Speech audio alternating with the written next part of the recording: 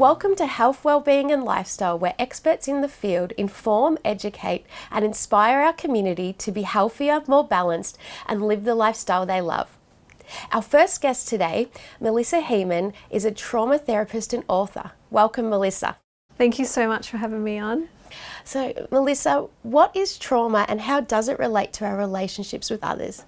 Sure, so trauma is actually a response that we have to something that we feel very scared of. So it can be when we're growing up or even when we're older, where we feel a strong stress response. So we feel very strong emotions like our survival is being threatened.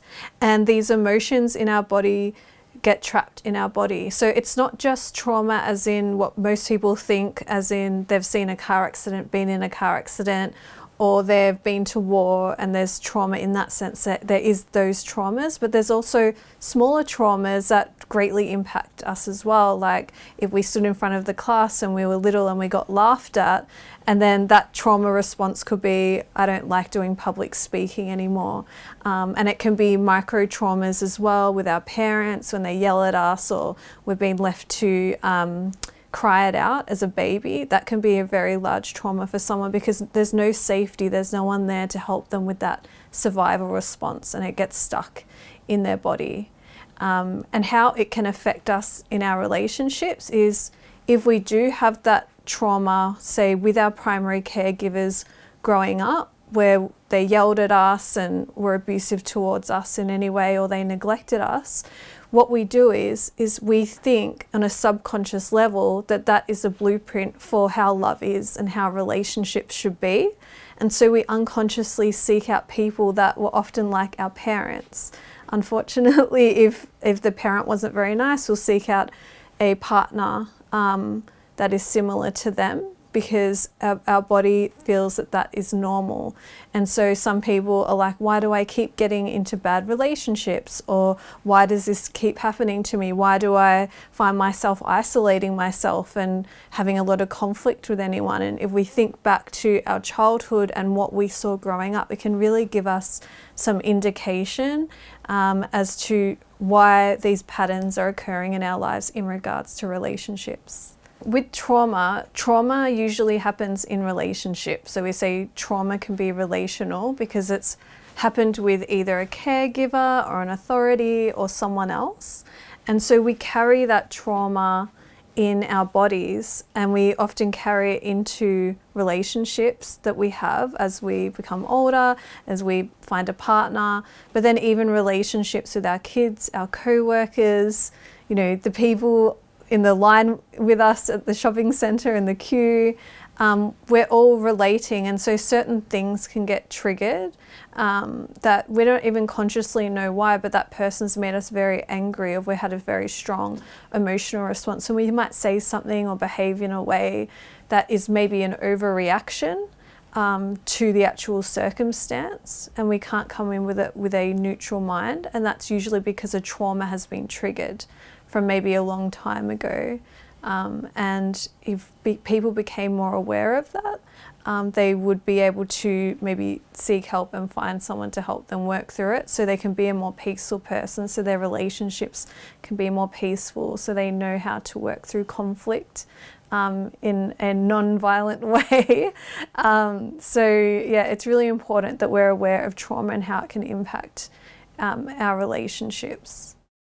Could you explain the link between trauma and domestic violence? Yeah, so that's a really important discussion, and I think it's a problem that is really being exacerbated at the moment. So what normally happens is with trauma is that we reenact our trauma. Okay, so I'll just give you an example for domestic violence because I have my own personal history of that. My mother watched her parents be in a domestic violence situation. So her father would drink alcohol, and he would get very triggered and angry and violent. And so my mother, as a toddler, felt she had to defend her mother and be strong.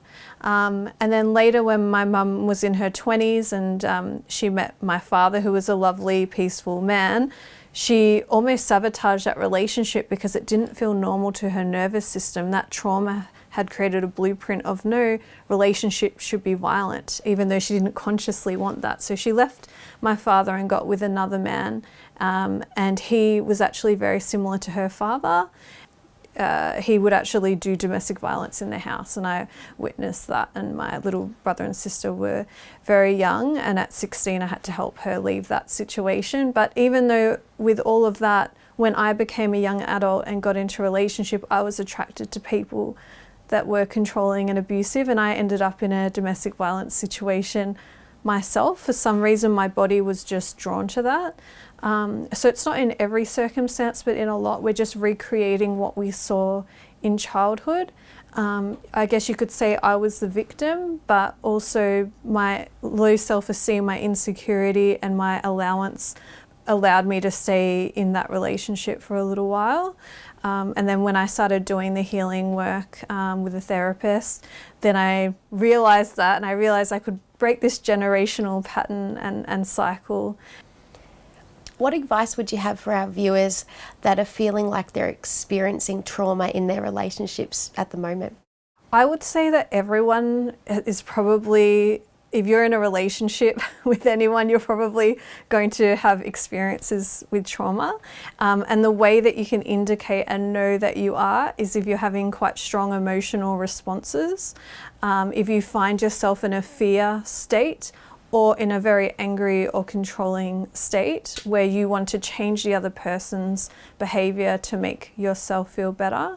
Or we can replay what we saw in childhood and maybe want to start fights, or we saw our mother be very quiet, so we go very quiet and we don't speak our truth. So just being aware, just having a think about how did that look like for me growing up, and am I overly reacting or overly shutting down in my relationship with this person?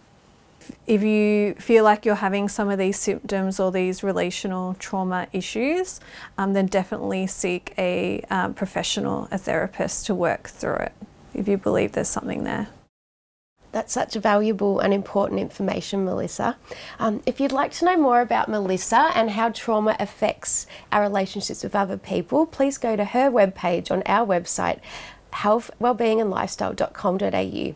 And after the break, we have another interesting guest with another interesting topic.